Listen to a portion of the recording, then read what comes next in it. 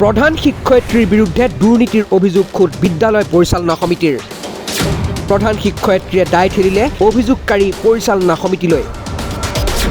শিক্ষক কৰ্তৃপক্ষৰ সংঘাতত বিনষ্ট শৈক্ষিক পৰিৱেশ।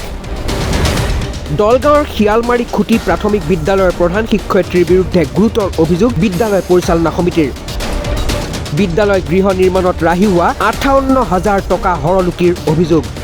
ইউনিফৰ্মৰ নামতো প্ৰতিযোৰ কাপোৰত 140 টকাকৈ কমিছন লোৱাৰ অভিযোগ প্ৰধান শিক্ষয়িত্ৰীগৰাকীৰ বিৰুদ্ধে। কমিছনৰ লগত নাম সাঙুৰ খাইছে দলগাঁৱৰে আন এখন বিদ্যালয়ৰ অশ্বিন নামৰ এজন শিক্ষকৰো। এজন শিক্ষক হৈও ব্যৱসায়ীৰ দৰে বিদ্যালয়ে ইউনিফৰ্মৰ টেণ্ডাৰত নমাৰ গুৰুতৰ অভিযোগ এইজন শিক্ষকৰ বিৰুদ্ধে। অৱশ্যে এই অভিযোগ অস্বীকাৰ কৰি ভিত্তিহীন আখ্যা দিয়ে বিদ্যালয়খনৰ প্ৰধান শিক্ষয়িত্ৰীগৰাকীয়ে। দলগাঁৱৰ শিয়ালমাৰী খুটি প্ৰাথমিক বিদ্যালয়ৰ প্ৰধান শিক্ষয়িত্ৰীৰ বিৰুদ্ধে কেইবাটাও গুৰুতৰ অভিযোগ উত্থাপন কৰিছে বিদ্যালয়খনৰে পৰিচালনা সমিতিৰ সভানেত্ৰীসহ কেইবাগৰাকীও বিষয়ববীয়াই। অভিযোগ অনুসৰি বিদ্যালয়খনৰ শ্ৰেণীকোঠা নিৰ্মাণৰ বাবে চৰকাৰে আবণ্টন দিছিল 10 লাখৰো অধিক ধন। সেই গৃহ নিৰ্মাণ কৰি প্ৰধান শিক্ষয়িত্ৰীৰ হাতত ৰাহি হৈছিল 58,000 টকা।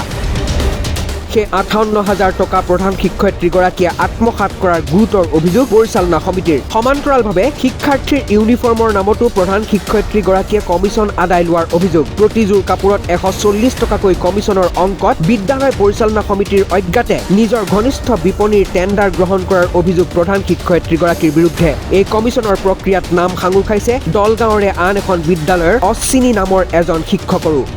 ইউনিফৰ্মটো বাইদেউ আমাক মাতিছে, ইউনিফৰ্ম মাতাৰ পিছত আহিছোঁ। বাইদেউ কিয় কাৰণে মাতিছে, মিটিং কিয় কাৰণে দিছে, ক'লে ইউনিফৰ্ম আহিছে। ইউনিফৰ্ম যে আহিছে কি কৰিব লাগিব, ক'লে ইউনিফৰ্মটো হেৰি কৰক, এই টেণ্ডাৰটো দিয়ক। আমি কৈছে হয় বাইদেউ টেণ্ডাৰটো দিয়ক, আমাক ৰাইজৰ মুহূৰ্তে টেণ্ডাৰটো দিব লাগিছিল।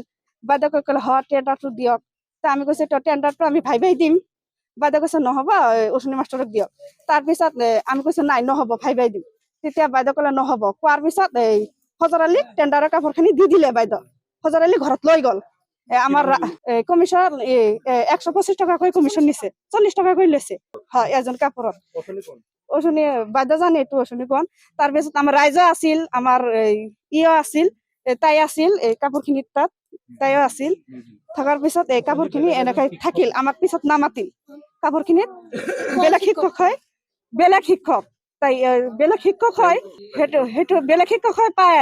আমরা এসএমসির মেম্বার হয়, আমরা পয়সা নালাগে, আমার কাপড়খিনি ভাল লাগে, কাপড়খিনি আনিছে। আপোনালোকে চাই যাব, কাপড়খিনি আনিছে বাইদেউ তাত। আমি পৰহি আহিছিলো, দেখিছো, চাইছো কাপড়খিনি ভাল নহয়। আদা আনিছে, কাপড়খিনি ভাল নহয়, তাৰমানে প্লাষ্টিকৰ কাপড়খিনি আনিছে। কিছু কোৱা নাই। আজি শনিবাৰ, আজি মিড ডে মিলটো কিয় দিয়া নাই সৰু সৰু বাচ্চা ল'ৰা ছোৱালীক? মিড ডে মিলটো কিয় দিয়া নাই এইটো মই কৈছো। শনিবাৰে মিড ডে মিল নিদিয়ে, শনিবাৰে মিড ডে মিল দিয়ে।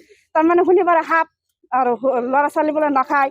ইমান দুৰ্নীতি আমি এটাই আমাৰ অনুৰোধ জনাইছো মুখ্যমন্ত্ৰীৰ ওচৰত যে সদায় বোলে ন্যায় বিচাৰে, আমাক ন্যায় লাগে, আমাক ন্যায় লাগিব এইটো। ইফালে বিদ্যালয় পৰিচালনা সমিতিৰ সমূহ অভিযোগ অস্বীকাৰ কৰিলে প্ৰধান শিক্ষয়িত্ৰীগৰাকীয়ে। এনে অভিযোগক ভিত্তিহীন আখ্যা দি পৰিচালনা সমিতিয়েহে ধন দাবী কৰাৰ ওলোটা অভিযোগ তোলে প্ৰধান শিক্ষয়িত্ৰীগৰাকীয়ে। যিটো স্কুলৰ যিটো হিচাপ নিকাচ হৈছে, এইটো মিটিঙত মই আছিলোঁ। থকাৰ পিছত ফলমূল হিচাপে স্কুলৰ গোটেই পইচা পাতি হিচাপ কৰিলে হেড বাইদেউ যিটো ভূটীয়া বাইদেউ, তেওঁৰ কথামতে যিখিনি খৰচ হৈছে এইখিনি খৰচ তেওঁৰ কথামতে হোৱা মতেও 57,000 টকা ৰাহি হৈছে। 57,000 টকা ৰাহি। আৰু সেইদিনা যিটো আছিল মানে মিটিং আছিল, মিটিঙৰ যিবিলাক সভাত যিবিলাক মানুহ আছিল, এই মানুহৰ খানা বাবদে খানাৰ কাৰণে 1,000 টকা আছিল। এই 1,000 টকা খানাটো দিয়া নাই সিদিনাখন। তাৰপিছত আমি কৈছো যে খানা যদি দিয়া নাই তেনেহ'লে 1,000 টকাত এটা যোগ হ'ব, 57,000 আৰু 1,000, 58,000। আমি ইহঁতক কৈ গৈছো, বাইদেউ কৈ গৈছো যে 58,000 টকা তেনেহ'লে আপোনাৰ তাত জমা থাকিল। এতিয়া আমি শুনি আছো এই 58,000 টকাৰ ভিতৰত খেলিমেলি হৈ আছে, কাৰোবাৰ দিছে পইচা দি কিনে এইটো 58,000 দিয়া বোলে নাই বুলি। এতিয়া কোন সঁচা কোন মিছা বিভাগীয় তদন্তৰ পাছতহে পোহৰলৈ আহিব প্ৰকৃত তথ্য। ইফালে বিদ্যালয় কৰ্তৃপক্ষ আৰু প্ৰধান শিক্ষয়িত্ৰীৰ এই অৰিয়াঅৰিত বিদ্যালয়খনৰ শৈক্ষিক পৰিৱেশ বিনষ্ট হোৱাক লৈ উদ্বিগ্ন হৈ পৰিছে শিক্ষাৰ্থী আৰু অভিভাৱক সমাজ। দলগাঁৱৰ পৰা হাছান আলীৰ ৰিপৰ্ট, মাই নিউজ এনি।